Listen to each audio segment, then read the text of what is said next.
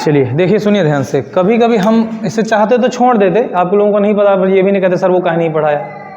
लेकिन कभी कभी क्या होता है, कुछ ऐसे प्रश्न आते हैं जिसमें ये शब्द मिल जाता हमको। कौन सा? अच्छा, आसान बहुत होता है, लेकिन जब इसका मतलब नहीं पता होता है तो हम लोग गलत कर देते हैं या तो छोड़ देते हैं, क्योंकि पता ही नहीं आसन में क्या होता है। अब देखिए आसन कोण होता क्या है, जस्ट बताते हैं। जब दो कोणों का एक ही शीर्ष हो, मतलब कोण कितने हो? दो। और अब अगला शब्द आया शीर्ष। कोण तो पता है सर, दो किरणों या भुजाओं के बीच का झुकाव को कोण बोल देंगे, लेकिन शीर्ष क्या होता है? तो सुनो ध्यान से, हम यहाँ पे जब यहाँ पढ़ाते हैं तो बच्चों को शीर्ष बताने के लिए हम बता देते हैं, एक ही शब्द बोलते हैं, झुटैया बोल देते हैं। क्या बोलते हैं? समझ गए? समझ गए कि नहीं? अब अच्छा, झुटैया का मतलब होता है कोई ऐसी चीज़ जो एकदम कोने हो, कोण हो। अच्छा, कोण नहीं इसलिए बोलते क्योंकि कोण और शीर्ष दोनों में अंतर होता है। हम आपको अलग करके दिखाते हैं, फिर आगे इधर करते हैं। देखिए, जैसे हमने एक आकृति बनाई, क्या? त्रिभुज। क्या है? तीन भुजाओं से घिरी आकृति त्रिभुज कहलाती है। तीन भुजाओं से घिरी आकृति त्रिभुज कहलाती है। ध्यान सुनिएगा, भुजाएं तो आपको पता है ना, एक भुजा है सर जी ए बी, ए से लेकर बी तक, एक भुजा है बी सी और एक है सी ए। हो गई भुजाएं, तीन भुजाओं से घिरी आकृति। इस आकृति का नाम क्या है? त्रिभुज है। हम आपको बताना चाह रहे हैं शीर्ष क्या होता है। शीर्ष का मतलब हमने कहा झुटैया। झुटैया का मतलब आप कोण देखो, एकदम नोक देखो, इसमें कितनी नोक हैं? तीन नोकें हैं। तो जिनको नोक बोलते हो वही शीर्ष होते हैं। जिनको नोक बोलते हो क्या होते हैं? शीर्ष होते हैं। तो ये एक ये नोक है, एक ये नोक है और एक ये नोक है, मतलब इसमें कितने शीर्ष हैं? तो शीर्ष का मतलब नोक होता है। कोण मत कहना, कोना मत कहना, क्योंकि कोना का मतलब होता है अंदर की तरफ। कोण अंदर की तरफ होगा तो वो कोण होगा, और बाहर की तरफ से उसी चीज़ को शीर्ष बोलते हैं। समझ पाए? बाहर की तरफ से उन दोनों मिलान बिंदुओं को शीर्ष बोलते हैं, और अंदर की तरफ से उसको क्या बोलते हैं? समझ पाए? बोलो। ये क्या है? शीर्ष। और अंदर तरफ क्या होते हैं? कोण।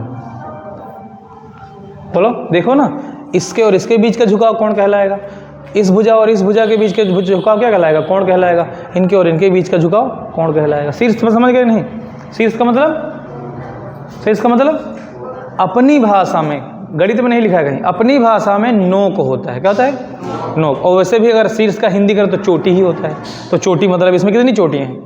तीन चोटियाँ। अब मेरी बात ध्यान सुनिएगा, ये आपको कमरा दिख रहा है, उस पिलर से लेकर इस तरफ, उस उधर की बात नहीं करने, इस इधर अंदर देखो, या फिर इतने का देखो जितने में ये फैन लगा, ये वाला। ये एक बंद कमरा है, मान लेते एक बंद कमरा होता, तो बताओ इसमें कितने शीर्ष होते? चार। कितने? अब ध्यान सुनिएगा, करो चार ना, चार ना। बंद कमरा है, 8 होते। कितने? 8। देखो इसमें 8 कोने हैं, 1 2 3 4 5 6 7 8। कोण नहीं है, नोक। बाहर की तरफ से जो चोटियां हैं इसमें कितनी हैं? 8। समझ गए? तो ये एक बंद आकृति है। कमरे में टोटल कितने शीर्ष होते हैं? 8 शीर्ष होते हैं। कितने? 8 शीर्ष होते हैं। तो ये वही कह रहे हैं, करेंगे। अब हम अपने इस पर पहुँचते हैं, शीर्ष समझ गए? हम इसमें पहुँचते हैं। जब दो कोणों का एक ही शीर्ष हो, मतलब कोण दो हों पर उनकी नोक कितनी हो? केवल एक हो। समझ गए? तथा एक उभयनिष्ठ भुजा हो। उभयनिष्ठ का मतलब होता है कॉमन। उभयनिष्ठ का मतलब, अच्छा, उभयनिष्ठ का मतलब ये होता है, कॉमन का मतलब होता है कोई ऐसी भुजा हो जो दोनों में काम कर रही हो। समझ गए? दोनों कोणों को बनाने में काम कर रही हो। ठीक, देखो कैसे। हमारे पास ये कोई पॉइंट है और ये हमने एक किरण खींच दी OA। क्या कर दिया? OA। और आपको पता है सर, अगर आपने ऐसे कर दिया तो ये हो जाएगा OB, जो कि 2 किरणें हैं। और कितने कोण बनाएंगे? कोण केवल एक बनेगा। कितने कोण बनेंगे? एक बनेगा। लेकिन इन्होंने कहा कि शीर्ष एक ही हो, कोण कितने हो? 2। कितने कोण हो? 2। तो 2 कोण तभी होंगे जब इसके अंदर की तरफ कहीं पर भी, बीचों बीच नहीं कहेंगे, अंदर की तरफ एक और किरण या रेखा खींच दी जाए। मान लिया हमने ये खींच दिया। अब बताओ, इनके शीर्ष एक ही जगह की है ना, एक कोण ये बनेगा, इनके बीच का झुकाव। बोलो, एक कोण ये बनेगा, इनके बीच का झुकाव। हो गए ना 2 कोण। और दोनों कोणों के शीर्ष कहाँ हैं? मान लिया ये पहला कोण है तो हमने इसको अल्फा मान लिया, ये दूसरा है तो इसको बीटा मान लिया। तुम्हारा मन हो तो अल्फा बीटा ना मानो, तुम θ1 और θ2 मान लो, क्या दिक्कत है? ये पहला कोण है तो θ1, दूसरा कोण है तो थीटा 2, समझ गए। या फिर तुम्हारा नाम मन हो तो अल्फा मान लो, बीटा मान लो, समझ पाए। तो देखो क्या कर रहा है, जब दो कोण हो और कोणों का शीर्ष क्या हो, एक ही हो, दोनों कोण का शीर्ष, दोनों कोण की नोक एक ही है ना वो, बोलो, और एक उभयनिष्ठ भुजा हो, तो उभयनिष्ठ भुजा जो हमने बाद में खींची थी वही तो है, OA OB उभयनिष्ठ भुजा OC, यानी कि अल्फा कोण बनाने के लिए भी OC भुजा उधर वाले में हेल्प कर रही है, और बीटा कोण बनाने के लिए भी OC भुजा नीचे वाले में काम कर रही है, समझ पाए। इसी को बोलते हैं कॉमन भुजा, उभयनिष्ठ भुजा, जो दोनों में हो। देखो ना, ऊपर वाले में भी हेल्प कर रही है, नीचे वाले में भी हेल्प कर रही है, तो इसी को बोलते हैं उभयनिष्ठ भुजा। क्या हो, तो कोणों को क्या बोलते हैं, आसन्न कोण। तो अल्फा और बीटा एक दूसरे क्या है, आसन्न कोण है, समझे पाए।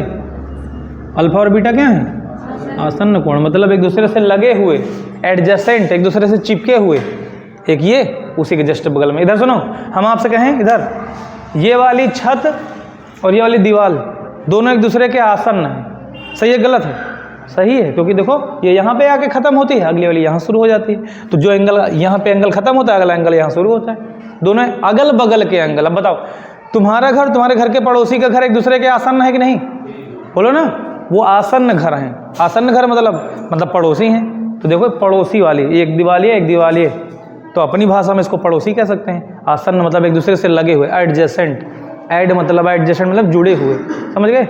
एडजेसेंट एंगल क्या होते हैं, जुड़े हुए एंगल, एक के बाद जस्ट दूसरा क्या कहलाएगा, आसन्न कोण कहलाएगा। लेकिन दोनों में शर्त क्या होनी चाहिए, उनका शीर्ष एक होना चाहिए और एक भुजा कॉमन होनी चाहिए। शीर्ष क्या होना चाहिए, सेम होना चाहिए। शीर्ष क्या हो, शीर्ष एक ही हो और एक भुजा कॉमन हो। दो और कोण कितने हो, दो, कितने कोण हो, दो। तो दो कोणों को बनाने के लिए हम क्या करेंगे, ये चीज बनेगी। तो अल्फा और बीटा एक दूसरे क्या है, आसन्न कोण। याद रहेगा, भूल जाओगे, बोलो भाई, आसन्न कोण समझ में आया। जस्ट अगल बगल के कोणों को क्या बोलते हैं, आसन्न कोण। अब बताइए, हमने ये बना दिया और हमने एक ये कर दिया और हमने ये कर दिया, एक ये कोण, एक ये कोण, एक ये कोण, अल्फा बीटा गामा। बताओ, तीनों कोण एक दूसरे के आसन्न है कि नहीं, बिल्कुल है। इन्होंने कहा था दो कोण होने चाहिए, हम कह तो रहे हैं तीन कोणों का शीर्ष एक ही हो, अल्फा बीटा गामा जस्ट अगल बगल है कि नहीं। तो तीनों एक दूसरे के क्या हैं, आसन्न है। क्या है, अगल बगल एक दूसरे। देखो, अल्फा बीटा आसन्न है, बीटा गामा आसन्न है, लेकिन कहा जाए अल्फा और गामा आसन्न है ना, पहला कोण अगले आखिरी वाले कोण का आसन्न है क्या, तब नहीं है सर जी। बीच में देखते हो एक और बीच में है, वो समझ पाए। अल्फा बीटा आसन्न है, बीटा गामा आसन्न है, लेकिन अल्फा और गामा आसन्न क्यों, क्योंकि सर भैया शीर्ष तो सेम है पर भुजा सेम नहीं है भाई। गामा कोण बनाने के लिए ये भुजा है, बोलो क्या कोई उभयनिष्ठ भुजा है क्या, नहीं। अल्फा बीटा के आसन्न है, बीटा गामा के आसन्न है, गामा बीटा के आसन्न है, बीटा अल्फा के आसन्न है, लेकिन अल्फा और गामा आसन्न जुड़े हैं क्या एक दूसरे से, नहीं जुड़े हैं। समझ पाए, बोलो। तो ये है आपका आसन्न कोण। कोई दिक्कत नहीं समझे। अब एक मेरी बात ध्यान सुनिएगा भैया दीदी लोग, हम आपसे कहें इधर क्वेश्चन कैसे आता है, ये ऐसे मान लिया फिगर दे दे और आपसे कहे ये ऐसे कर दे, ठीक। और आपसे कहे कि जो O A B और ये है C, ठीक। आपसे कहे कि एंगल O A B बराबर है 60 डिग्री, कितना है 60 डिग्री, कितना 60 डिग्री।